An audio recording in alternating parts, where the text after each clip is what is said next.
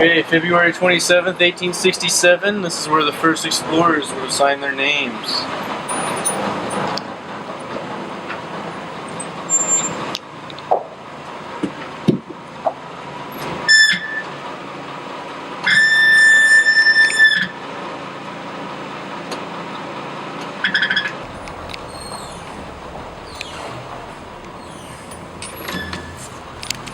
So this is the concert hall? Yeah, this is the stage where all the music shows would have taken place, like Farmerama and stuff like that. Lots of things are taken from caves and used from caves. For example, the Native Americans, they would have taken flint rock and clay and they would use them in their everyday lives. Another thing that was taken from caves would have been saltpeter. It would have been mined into dirt. Bats would hang in colonies oftentimes in caves, and their droppings would collect down below and would get in the soil. And what they would do is they would take all that soil that they could get and they would put it in a big hopper like this one. They would fill this hopper up with soil, they would take water, they would dump over the top of it, and what would come out of the bottom would be a thick muddy sludge. They would take that sludge of mud and they would put it in a big pot like this one. They would boil off the water, and what would be left behind would be the white saltpeter crystals. They would take those crystals, they would scrape that up and use it and mix it with sulfur and potash. And do you know what that made? It made gunpowder. And lots of caves were mined for gunpowder and for the saltpeter to make gunpowder. And that's why for the first 5 years, John Knox didn't tell anybody about this cave. He kept it a secret so the government wouldn't take it from him. Yeah, it really would have made a huge difference in the war too. Right, and he also knew it would have been a good place for them to use had he needed to.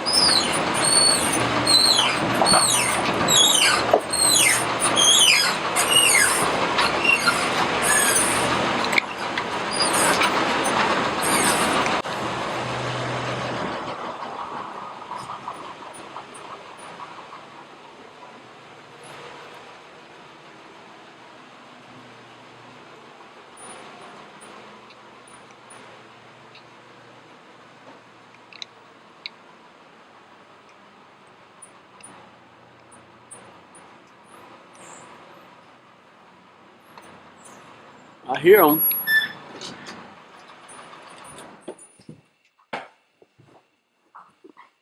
Okay, what we have here in this area of the cave is known as breakdown.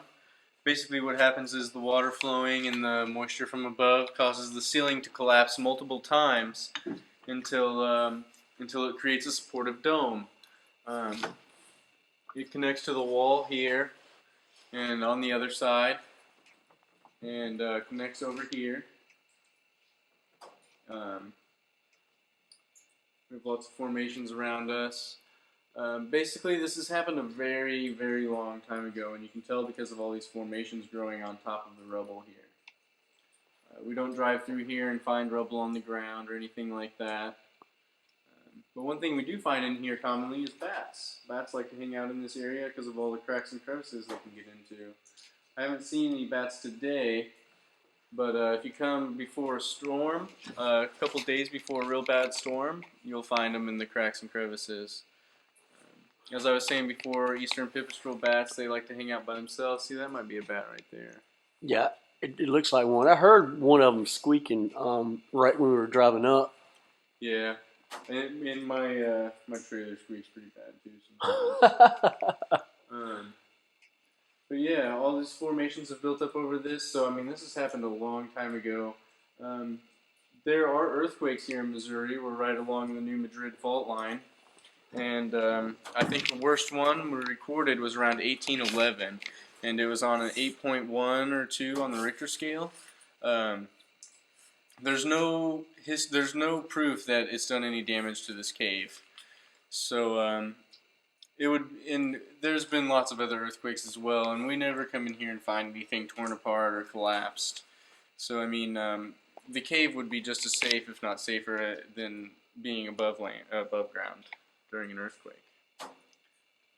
Common misconception about bats, people think that bats are blind. Bats are not blind, they can see very well. Their number one sense, though, would be hearing. Whenever we hear something, we turn to look at it. Whenever they hear something, their ears turn that direction. Their ears are able to move around. They use echolocation to find their food. They send out like a sonar type signal that bounces back, and they know where they are in total darkness, even if they can't see. They use smell and sound to find their young, and that's how they know which bat is theirs whenever they bring food back for their babies. A lot of stalactites right there. Oh, nice.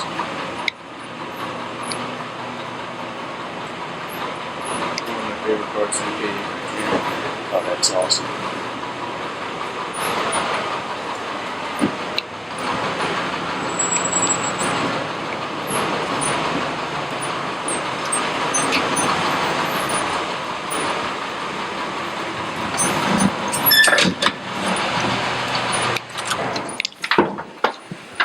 Okay.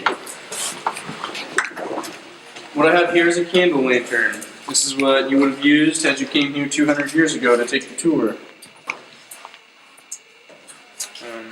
This is all the light that you would have had to use and been able to see with. I'm going to end up back at the bottom of this bridge, but I want you to take notice at how the formations would have looked.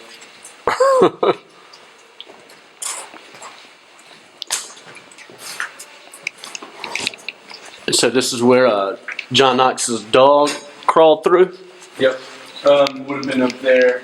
And not really, you probably have to stay like right up here. But I'll curve back around and then you'll get a good look when I flip on the lights.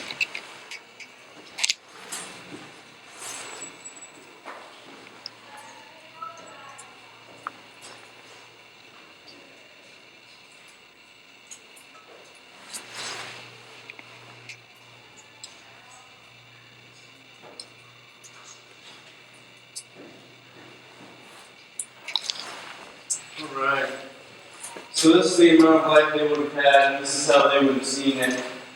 Now that you've seen how the first explorers would have saw these formations, let's take a look at how we see these formations today.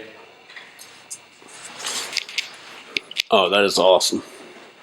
This is the most photographed section of our cave, so feel free to take all the photos you like. And as we drive through, I'll go extra slow. I also want you to take notice to back here in between these columns. There's almost a constant flow of water coming down the backside of this column, and it's causing a rippling in the water. The rippling, all that water contains calcite, and the way all these were formed with calcite deposits, it also leaves a rippling effect at the bottom of these. It almost looks like lace or something, and you can get a real good view of it from over there on the bottom of that one. Over here? Yeah, like right in front of you, actually, like right around the corner there. Yeah, all that lazy look on the bottom. Oh, I got, okay.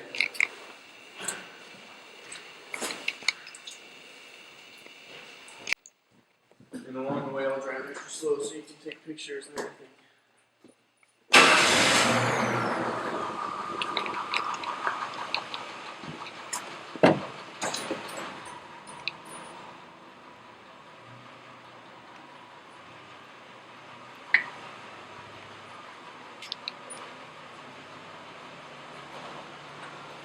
Yeah, that candlelight doesn't give off a whole lot of light. I know, it just doesn't have the same effect. Huh? No, it does not.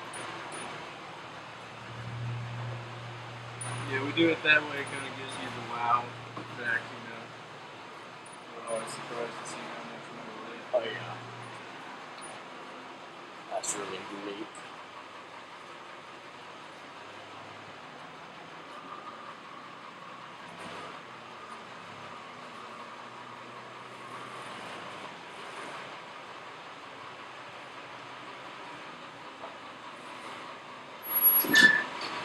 And so this is the mouth of the cave where they, the dog. And it actually would have been over there beyond that red light area. Uh-huh. You would have crawled in over there. You'll get a better view of that from out here.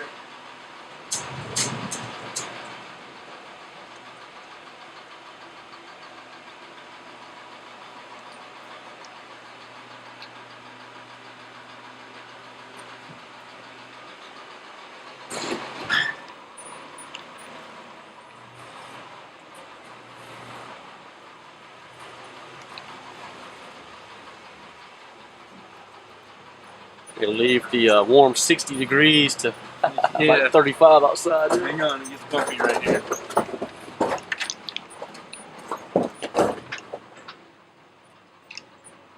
Okay, and right there where those ice formations are, that hole right there is the actual entrance of the cave. Oh, wow. That's where the dog would have crawled through, and